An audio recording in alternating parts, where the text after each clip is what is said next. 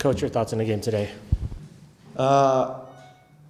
First, obviously disappointed with getting scored on at the last minute. But one thing I have to say is, as I said, the last game and the game before, very proud of the players. I'm so proud of them because once again, no one can question their effort. No one can question their mentality. Okay, no one can question their heart. And I thought that today they came out with courage. They came out with desire and showed a lot of character, competing with one of the best teams in the world. I was just going to ask a little bit about Rapinoe. She was a late scratch. Why? About Rapinoe, obviously, not having Rapinoe didn't make our job any easier. But she has a fractured rib, and it happened in one tackle against Houston, which initially we thought it's just a bruise, or I guess she has a huge pain tolerance. But when we saw the X-ray, it was late last night. We she saw that it's a lot worse than we thought. Worse, like long term? Hopefully not more than 2 weeks. Big picture now, looking forward to September. You've got one more match to play where you have a chance to secure a home field.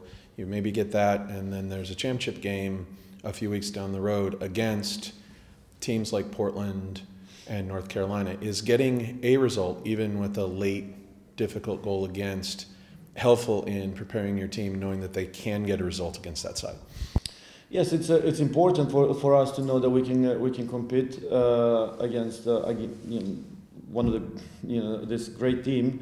That's one thing, but also just preparing little things, and obviously we tweaked the system a little bit. So the fact that we know that we can adjust and adapt and match certain areas of the game is positive for us. Like I said, we're very happy for getting into playoff, and we're gonna use these 2 games to prepare for the playoff. And what a better opponent than North Carolina and Portland away. You talked about changing up the system today. You had Elizabeth Otto come in from injury, but she also seemed to have a little bit more of a different role than someone that typically plays out wide, was sort of wandering and playing in the middle of a little bit more.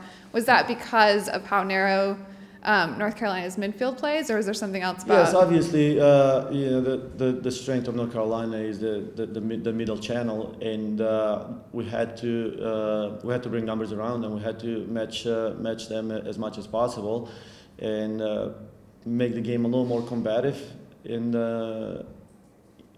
sometimes it works, sometimes it didn't. We're going to go back in the video room and figure out how do we fix the mistakes, and how do we improve on the things that we did well.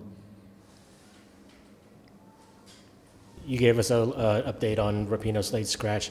Can you provide an update on how Ali Long and Bev Yanez are progressing with their respective injuries? They're both progressing very well, with Bev extremely, a lot better than we thought, and both of them are right now on the way to be back for Portland. But again, we're going day by day with all of them.